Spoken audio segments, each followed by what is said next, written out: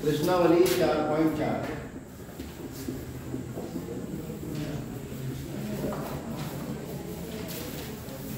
पहला सवाल, second part.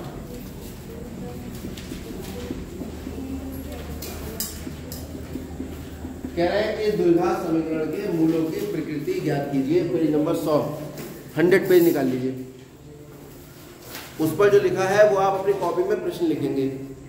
द्विघात समीकरण के मूलों की प्रकृति ज्ञात कीजिए। क्या ज्ञात करना सबसे पहले? मूलों की। कौन बताता है मूलों की प्रकृति? भूल गए? ax² plus bx plus c बराबर 0 एक द्विघात समीकरण होती है। और एक हमने नाम बताया था कल, बड़ा लंबा सा, द्विविक्तीकर। इसे छोटा नाम दे देते हैं d। और d का मान जो होता है वो होता है b² माइनस 4। d अगर 0 है तो समीकरण के मूल बराबर तथा वास्तविक है। d धनात्मक है तो समीकरण के मूल वास्तविक तथा असमान है, यानी बराबर नहीं है। और d का मान 0 से छोटा यानी ऋणात्मक है तो समीकरण के वास्तविक मूल संभव। ये तीन बातें हमने मूलों की प्रकृति के रूप में आपको कल बताई थी, आपके पास नोट भी होंगे। तो सबसे पहले हम इसके मूलों की प्रकृति याद कर लेते हैं। तो सबसे पहले तुलना करनी पड़ेगी। ax² plus bx plus c बराबर 0 से क्या करें? तुलना करें। तुलना करोगे a का मान कितना आ गया? 3, b का मान -4 और c का मान 4। ठीक है। अब क्या निकालेंगे हम? हमेशा द्विघात समीकरण के सवाल में जब हम द्विघात सूत्र के सूत्र से हल करने की कोशिश करेंगे तो आप एक सेट पैटर्न कर लो, दिमाग में से बोझ सारा हटा कि तुलना करेंगे इससे और क्या निकालेंगे? क्या होगा d का मान? b का मान बताओ कितना? ब्रैकेट लगाओ 4, a की जगह ब्रैकेट और c की जगह ब्रैकेट। क्या है b का मान? a का मान, c का मान। ये माइनस का वर्ग करोगे तो कैसे आएगा? 4 का वर्ग। वर्ग का मतलब घात 2, यानी 4 को 2 बार गुणा करो, 4 × 16। वर्ग से वर्गमूल कट जाता है, कितना आ गया? -4 दिया 12 × 4 कितना आ गया? 48 माइनस 48 कितना है? d का मान 0 आ गया। ठीक है। कल क्या लिखवाया था हमने? यदि d का मान 0 है यानी विभक्तिकर का मान 0 है तो कैसे होते द्विघात समीकरण के मूल? द्विघात समीकरण के मूल या हल एक ही बात है। कैसे होंगे? वास्तविक तो होंगे और 0 आ गया इसलिए बराबर। पहली बात तो ये कि समीकरण के मूल वास्तविक होंगे या बराबर होंगे, हमने बता दिया। यदि मूलों का अस्तित्व है, जब वास्तविक और बराबर है तो क्या मूलों का अस्तित्व है या नहीं है? है, मूलों का अस्तित्व है। ये वाली बात भी लिखो, मूलों का अस्तित्व है। तो मूलों का जब अस्तित्व है तो उनके मूल भी ज्ञात किए जाएंगे। और मूल ज्ञात करने के लिए श्रीधराचार्य का सूत्र, ठीक है, क्या लगाएंगे? श्रीधराचार्य सूत्र। और इसका एक नाम और क्या है? द्विघाती सूत्र। ठीक है। ये खाली सूत्र भी कह सकते हैं। क्या है वो? बहुत आराम से पूरे के बटे में ये रटना है, ये रटना है। तो इसमें ज्यादा विचार करने की आवश्यकता नहीं। इस चीज में रटने को तो आसान होती है, जो लिखी है वो याद करनी। b का मान रखो, ये तो खुद ही माइनस है, माइनस रखोगे तो कैसे हो जाएगा? d का मान 0 बटे 2 बटे कितना आ गया? 4 वर्गमूल 3 प्लस माइनस 0 बटे 6। मालूम है d का मान 0 होने पर मूल बराबर क्यों होते हैं? क्योंकि प्लस लोगे तो 0 होगा, माइनस लोगे तो 0 होगा।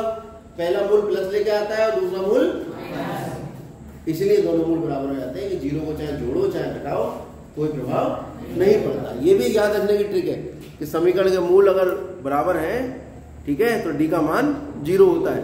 यहाँ पर d 0 हटा दोगे अगर तो प्लस लेके भी यही मान आएगा और माइनस लेके भी यही मान आएगा। ठीक है, तो एक बार प्लस का निशान ले लो और एक बार माइनस का। 4 वर्गमूल 3 प्लस 0/6 और x बराबर 4 वर्गमूल 3 माइनस 0 घट के या जोड़ के कोई फर्क नहीं पड़ता है। कितना आ गया, 2 दूनी 4, 2 दिया 6, 2 वर्गमूल 3/3 और यहाँ से भी x का मान कितना आ रहा है, 2 वर्गमूल। आप देख रहे हैं दोनों मूल कैसे आ रहे हैं बराबर। और अगर यहाँ d का मान कुछ ना कुछ होता, मान लो 2 होता, तो प्लस वर्गमूल 2 माइनस वर्गमूल 2 दोनों अलग अलग हो जाते। इसलिए d का मान जब 0 नहीं होता है तो समीकरण के मूल बराबर नहीं। अब मूलों का अस्तित्व कब नहीं होता है, जब विविक्तिकर का मान ऋणात्मक होता है। क्यों होता है ऐसा, क्योंकि अगर वर्गमूल में कोई ऋणात्मक निशान आ जाए, इसको मैं x के बराबर मानूं और दोनों तरफ वर्ग करूंगा तभी वर्गमूल हटेगा, तो किसी संख्या का वर्ग कैसा आ गया, क्या है दुनिया में कोई संख्या वास्तविक जिसका वर्ग ऋणात्मक आ जाए, नहीं है। क्योंकि माइनस का वर्ग कैसा आता है, हमेशा प्लस आता है। भाई -2 गुणा -2 करो कितना आएगा, +4। -3 गुणा -3 करो कितना आएगा, +9। इसका मतलब किसी भी दुनिया की ऋणात्मक संख्या का वर्ग ऋणात्मक नहीं आ सकता। कैसा आता है, हमेशा ऋणात्मक आता है। और यहाँ पे वर्ग कैसा आ रहा है, ऋणात्मक आ रहा है। इसका मतलब वर्गमूल के अंदर माइनस का निशान नहीं आता। ऐसे भी रटाया जाता है बच्चों कि वर्गमूल के अंदर माइनस का निशान नहीं आता है। और वर्गमूल में के अंदर कौन लिखा है, d। इसका मतलब d का मान ऋणात्मक नहीं हो सकता। ये भी एक तरीका हो गया याद करने कि d का मान ऋणात्मक है तो वर्गमूल में माइनस आ जाएगा, जो स्थिति संभव ही नहीं है, इसका मतलब मूल संभव नहीं है। तो आप इस सूत्र की सहायता से वो तीनों स्थितियां भी समझ सकते हैं। आगे बढ़ते हैं। वेरी इंपॉर्टेंट क्वेश्चन नंबर 2, के बराबर ज्ञात करना है यदि मूल समान या कभी कभी शब्द का उपयोग करता है बराबर, ठीक है, या कभी कभी ये भी कह देता है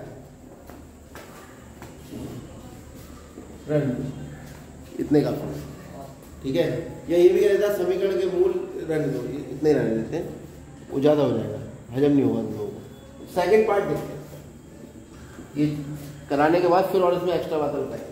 इसमें बताने के लिए इतना कुछ है कि अगर मैं 2 दिन तक लगातार खड़े होकर बताता रहूंगा तो ये पाठ खत्म नहीं होगा। इतना है इस पाठ में। आप ये मत समझना है खाली 3 प्रश्नावली दे रखी है तो इन्हीं को हमें समझना है। द्विघात समीकरण अपने आप में एक बहुत बड़ा टॉपिक है। जो बच्चा जितनी मास्टरी इस पर कर लेगा उसकी मैथ 11th-12th में जाकर उतनी बढ़िया हो जाएगी। इंटरनेट से देखो, यूट्यूब से देखो, दूसरी किताबें पढ़ो, जितने रिसोर्सेज आपके हैं उतने इस्तेमाल कर लो। हम तो यहाँ बता ही रहे हैं जितना बता रहे हैं। तो ये हमें दे रखा है और कह दिया के का मान ज्ञात करो, ठीक है। सवाल आप किताब से ही उतारेंगे, यहाँ तो हम शॉर्ट में लिख देते हैं आपको समझाने के लिए। अभी मैं राउंड लूंगा तो सवाल जब आप उतारेंगे तो किताब से उतारेंगे।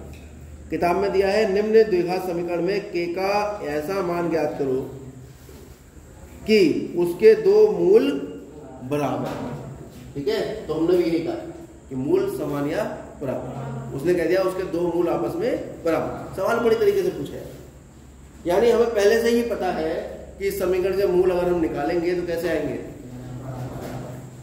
हमने जो मूलों के गुण पढ़े थे उसमें अगर मूल बराबर थे तो कौन सी स्थिति थी,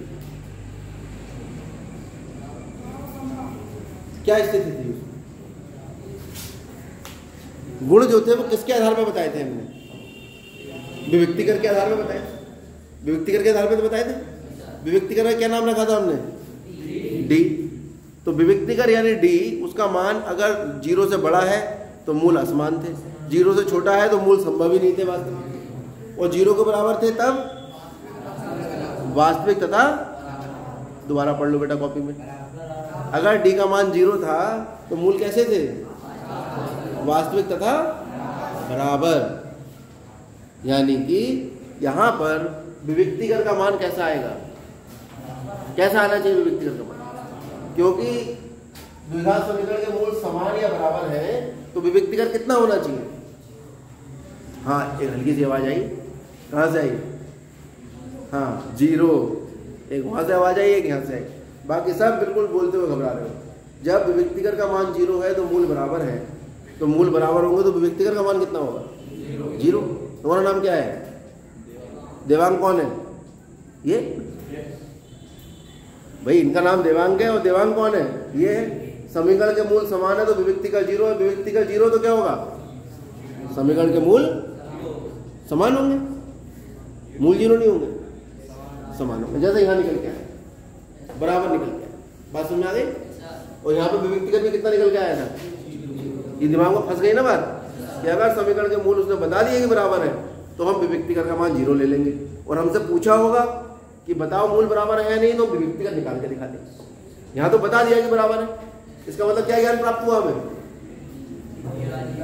कि विविक्तिकर का मान यानी डी का मान कितना होना चाहिए? 0। तो पहले इसे द्विघात समीकरण के रूप में लिखो, इसकी इससे गुणा करो, कितना आएगा?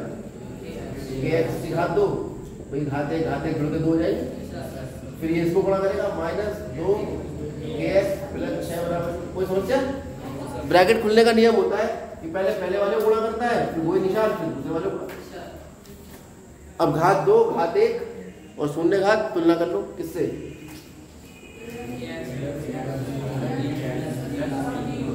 ये तो रटना है, ये द्विघात समीकरण होता है।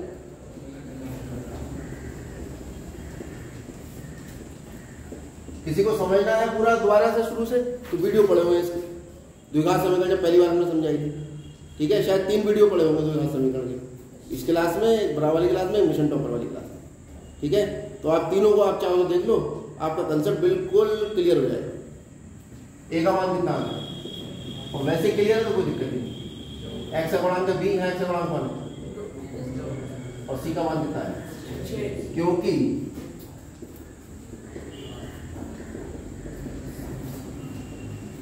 द्विघात समीकरण के मूल कैसे हैं? समान है, अतः d कितना होना चाहिए? d 0 होना चाहिए। अब जांच थोड़ी करवा, आप तो बता दिया उसने, ठीक है? d का मान होता क्या है? तो ये तो गणित की खास बात है, जिसका जो मान है उसका मान, ठीक है? b का मान कितना है? -2 के -4। a का मान कितना है? 6। b का मान, c का मान 6। कितना आएगा? माइनस का मान +4 a² -6 चौक। कुछ बच्चे बड़ी जल्दी बोलते हैं, बहुत जल्दी बोलते हैं, वो माइनस वाला ले जाएंगे इधर प्लस, कैसे एक के काट देंगे, के का मान निकाल देंगे 6 तुरंत, ठीक है? तो नंबर भी उन्हें बहुत जल्दी में मिलते हैं और 4 नंबर के क्वेश्चन में 2 नंबर कट जाते हैं, ठीक है? कैसे करेंगे? इसका सही तरीका क्या है? इन दोनों में क्या कॉमन आ रहा है? इसकी घात 1 है, इसकी घात 2 है, एक की घात 1 कॉमन आ रहा है। यहाँ 4 है, 24 से क्या कॉमन आ रहा है? 4।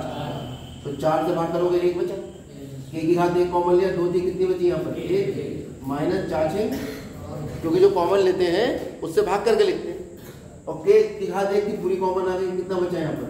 0। अब 2 संख्याओं में गुणा 0 आ रही है? कब आती है बताओ?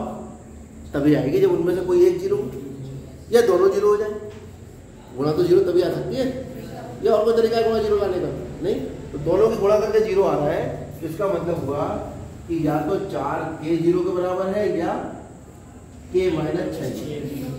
अच्छा 4 तो 0 के बराबर नहीं है और दोनों की गुणा 0 है, इसका मतलब कौन 0 के बराबर होगा? के 0। और यहाँ से के -6 इधर जाकर कैसा हो जाएगा? 0 में +6 जोड़ोगे तो 6 रहेगा, तो के का मान क्या निकला? 0 और 6। अब ये दोनों में से कौन सा आंसर सही है, इस पर भी तो विचार करना पड़ेगा। चलो पहले हम लेते हैं यदि के बराबर 0, अगर हमने के बराबर 0 मान के बारे में विचार करा कि के बराबर 0 लेंगे तो क्या स्थिति उत्पन्न हो जाएगी। तो हम देख रहे हैं